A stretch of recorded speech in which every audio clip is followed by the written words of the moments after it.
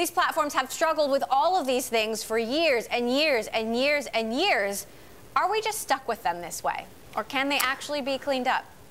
Well, in some respects, it's way overdue. I mean, Alex Jones has been spewing this garbage for years. So why now? Why this week? And I think a big part of it is the platforms are finally, and I think appropriately, losing the argument that they're neutral. I mean, for a long time, they maintained that they don't take positions, they're neutral, when the platforms really are the opposite of that. They make billions of decisions about what content you and I see and how the content I see may be different than the content you see. And I think people are holding them responsible for that. And this is part of a long-term movement for them to be held more responsible for what shows up on their sites. And I think it's a good thing, ultimately.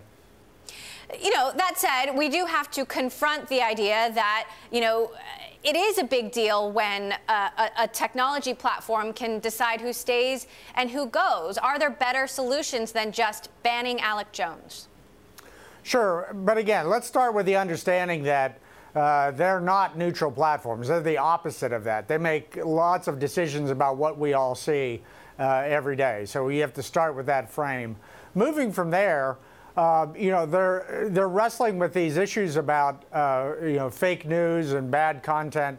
I represent 2,000 news publishers, and as I always say, if you have a fake news problem, you know what? We're in the real news business. So why can't we work more closely together? A number of the platforms, Facebook in particular, has really marginalized news publishers and push them away at a time when they really should be embracing what we do, highlight actual real news content, and let's work together to deliver more actual credible quality journalism to people. And they seem to have a really hard time getting their mind around that.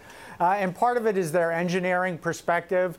Part of it is really not understanding how this issue is evolving in ways that don't really work for them over the long term.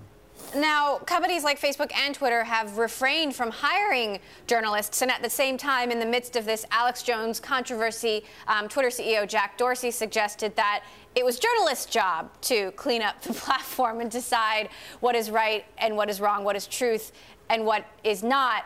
He has since retracted that statement. In a way, he said his original suggestion around journalists was ham-fisted and wrong. We need to openly discuss and help design protocols to make decentralized policy and enforcement possible. Should these companies be hiring journalists? Would a more interventionist approach, like Facebook jumping in and saying a Holocaust deniers page is actually, not real news or not supported by the company, would that be more effective? Yeah, first of all, the Jack Dorsey thing, I mean, he correctly notes what journalists do. They check facts and they run down leads. He seemed to have wanted them to do it for him for free, which was an odd suggestion. But more broadly, they don't need to hire journalists. What they need to do, that's what we do. That's what my members do. We hire journalists and we have editors and we have a long history of doing that credibly. How about highlighting our content? How about having a way for us to make a sustainable financial deal to where, moving forward, journalism can thrive on the platforms rather than being completely marginalized? They don't need to do it. We do that.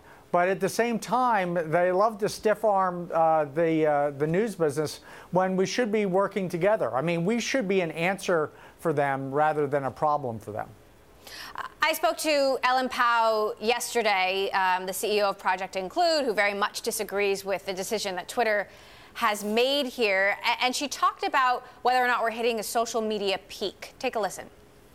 I think people are now realizing, this is not where I want my kids all day long. This is not where I want to spend my own time. So how do I manage that? And as people get smarter and they realize that, this is not the best place for having a conversation, for learning new ideas. There's so much fake information out there. There is hopefully going to be another source where people are going to get information and have better conversations. That said, David, are you optimistic that there could be another source at this point, given the critical mass that Facebook has? Yeah, I mean, take Facebook as a perfect example. They talk all the time about community and meaningful social interaction, MSI.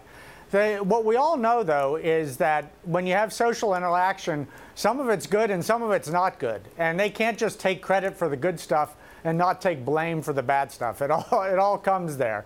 And what they do have that's positive is this incredible connected platform where it could be an incredibly vibrant way for people to get great news and information about their communities, information that people desperately want and need.